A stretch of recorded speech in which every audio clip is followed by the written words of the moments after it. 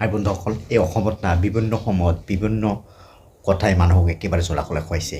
কেইদিনমান আগত গ'ল বাল্য বিবাহ, তাৰ আগত গ'ল ইনকাউণ্টাৰ, আৰু বৰ্তমান অসমত যদি চাবলৈ যায় একেবাৰে ট্ৰেণ্ডিং এটা চলিছে, যিটো হ'ল আপোনাৰ কি প্ৰশ্ন কাকত ফাদিল হোৱা বা লিক হোৱা।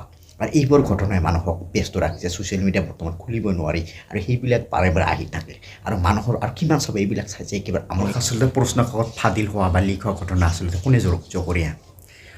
চৰকাৰ না কোনোবা ব্যক্তি ডাঙৰ চক্ৰ জড়িত হৈ আছে। যদি চাবলৈ যায় যে অসমত আচলতে ল'ৰা ছোৱালীবোৰ চাব, যদি চাই আপোনালোকে প্ৰথম আচলতে বোৰ্ড পৰীক্ষা দিব, আৰু এই বোৰ্ড পৰীক্ষাতে যদি এনেকুৱা হয় এটা বছৰত যদি ভালকৈ এটা মেট্ৰিক পৰীক্ষা পাতিব নোৱাৰে এটা বোৰ্ডে, সেই বোৰ্ডত কিহৰ কাৰণে অসমত দৰকাৰ?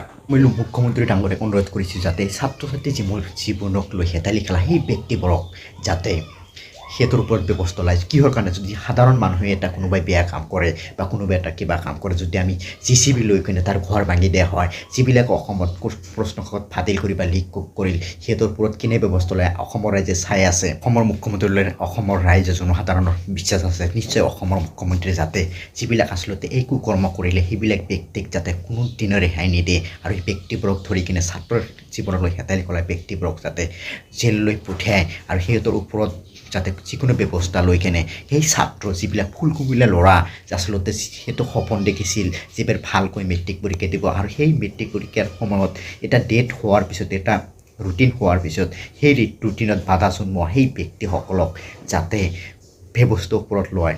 মই সেই প্ৰশ্ন কাকত ভাইৰেল কৰা বা প্ৰশ্ন কাকত ফাদিল কৰা বা লিক কৰা সেই শিক্ষকবোৰক মই কৈছোঁ, আপোনালোকে শিক্ষকৰ নামত কলংক।